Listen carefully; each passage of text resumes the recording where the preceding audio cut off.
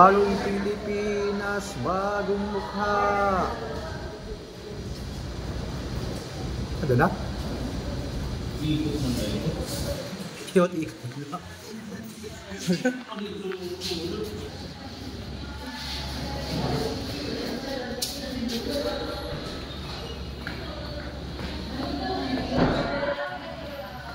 Bisnera. Okay.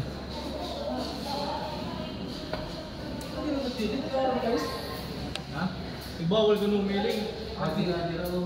Ang liling ko.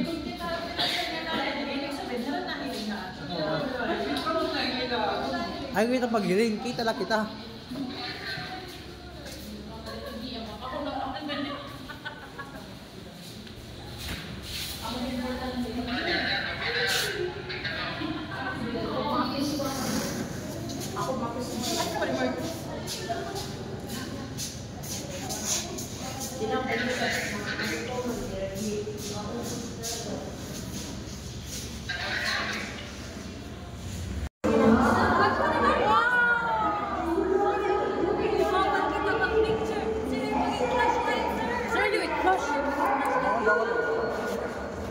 Oh my God.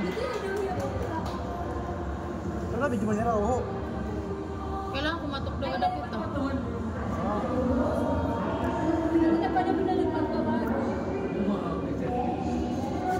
Sige lang, nagtutumok daw kaya Charis.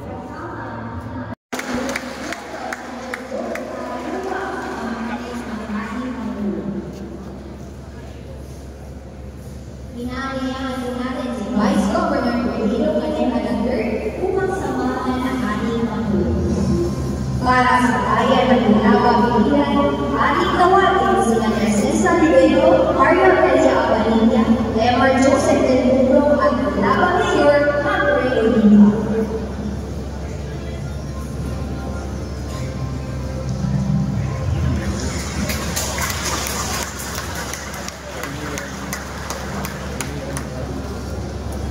Maraming salamat po. Hinahayaan po natin si Board Member Benjamin Marcanes ng Samar upang samahan ang ating Pangulo. Para sa bayan ng Marawag, ating tawagin sina Joel Picos, Joel Pedro Sr., Lilith Piñas, at Marawag Mayor Percival Ortilio Jr.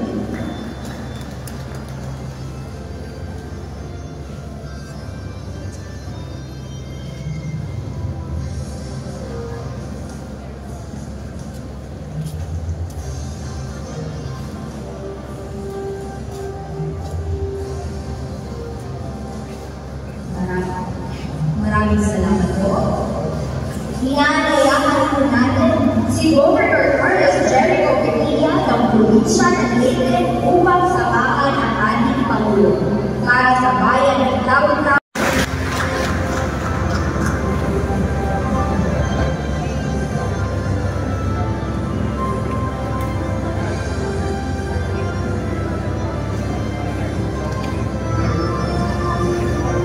Maraming salamat po. Para naman sa bayan ng Tanawan, tawagin po natin sina Marilyn Oromo, Jose Joey Rambacon, Vilma Silvano, at Tanawan Mayor Maria Gina Merena.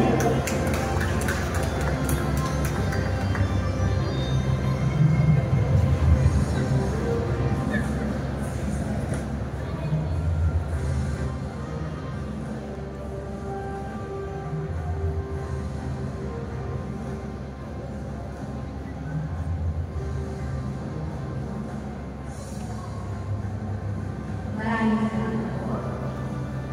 Sa bayan naman ng Purita, tawagin po natin si Alelia Tenebro, Lidia Vidal, Alita Ginata, at Purita Mayor Percival Carmen.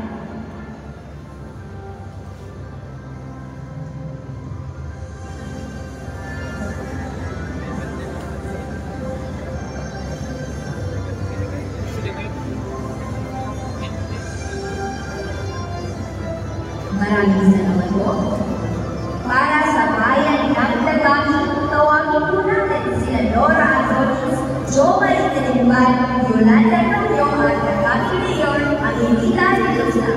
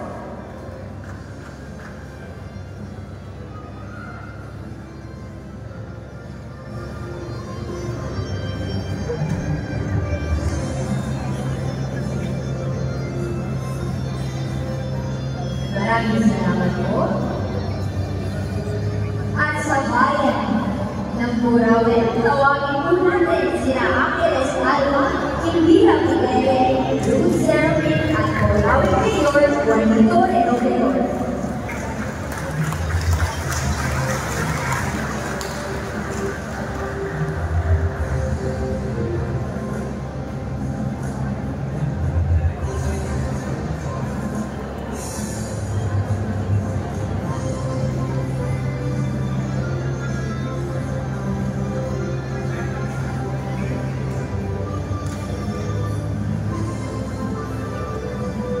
Muli, maraming salamat po, mahal na Pangulo, Secretary Senatorino Cosar, House Speaker Ferdinand Martin Romualdez, Leyte Governor Jerry Pinilla, at Murawin Mayor Juanito Enoveor. Upang ipakilala ang ating panauling pandangal, tinatawagan natin si House Speaker Ferdinand Martin G. Romualdez. Bayan, Ulo, ng Republika ng Pilipinas, His Excellency, Ferdinand R. Marcos Jr. The province of Leyte, Governor Carlos Jericho Emilia, Municipality of Murawin Mayor Juanito Enoveor, other local government officials, mga beneficiaryo at ating housing projects sa probinsya ng Samar, Biliran at Leyte, mga napalunong magagawa sa pamahalaan, marami ang mahal kong kababayan. Maupay na ay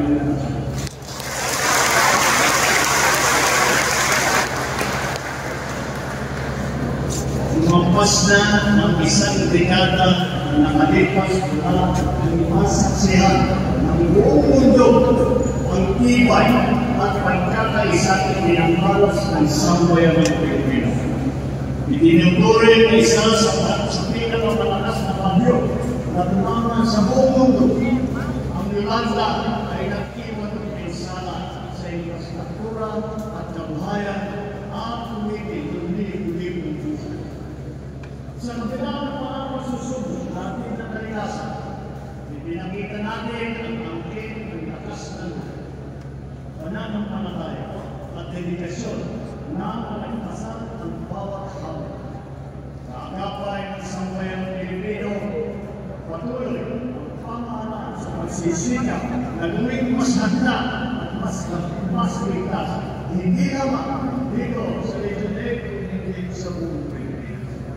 Sa pangunguna ng National Housing Authority, Department of Human Settlements and Urban Development, at kasama ang inyong pamahalaan, ating binigyan ng diin kapagkat na ipagtalo na ang na kabahayan ang ating mga kababayan.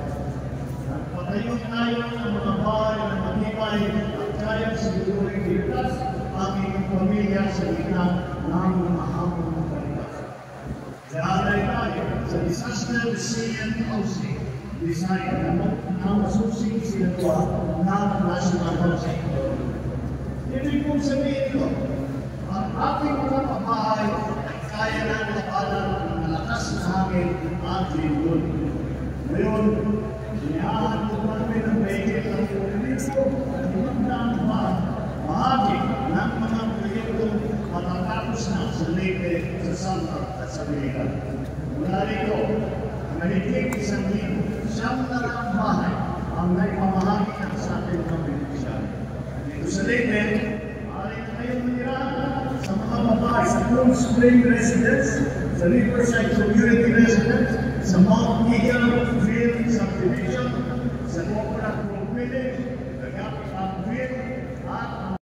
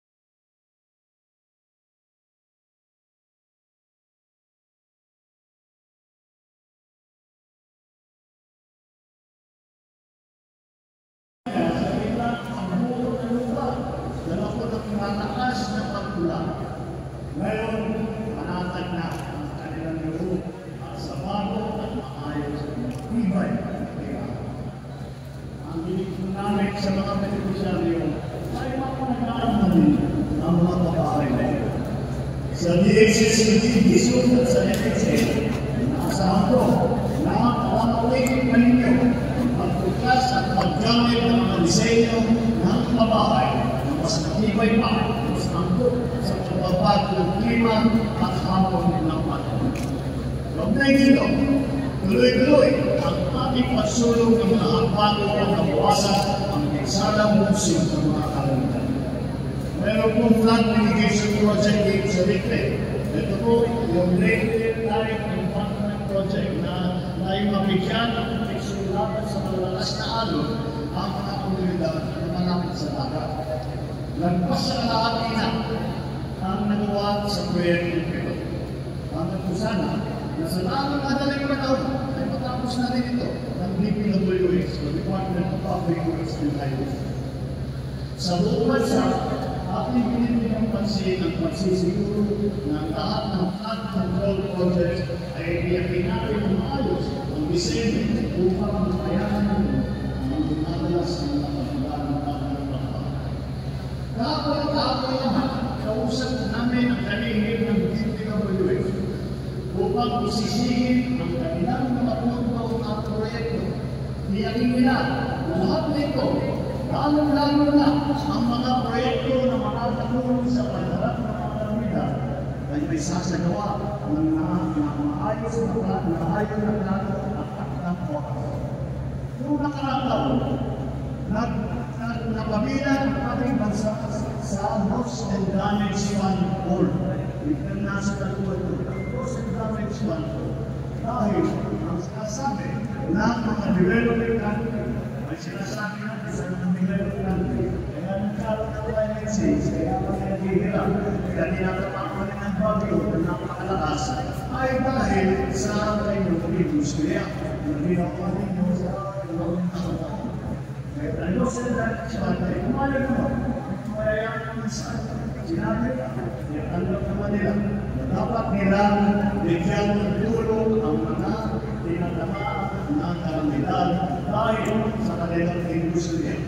At tayo po ay kasama na rin na. Hindi lang tayo kasama dahil sa Loss and Damage Fund Board. Ang Loss and Damage Fund Board ay dinanatili at dito na sila sa Pilipinas upang marinig nila ang boses ng mga Pilipino. Isang mahalagang ito po ay isang mahalagang pagkakataon upang marinig ang ating tinig at matugunan ang ating pinansyal na pangangailangan para sa makabuluhang proyekto at program. Kasabay ang ating pakikisa, pinarigig ng Disaster Risk Reduction and Management of Air Workers na malamang ang panahon mula sa pagpapalaganap ng informasyon, pagtugon sa mga hinahin ng ating mga pangailangan hanggang sa pagtitiyak na mas maayos na koordinasyon sa ating mga iba't-ibang kahensya. Bilang pag-aayang pa, nagtatayo tayo ng mga infrastruktura na magsisilbing proteksyon at sentro ng ating mga operasyon. Isa dito, magtatahak ng Evacuation Center at Disaster Response Command Center na tatayo ng sentro ng ating pagkakatid tulad. Sa bagong Pilipinas, ang namin na makita kayo ang tagumpay, hindi lamang para sa inyong sarili, kundi para rin sa ingat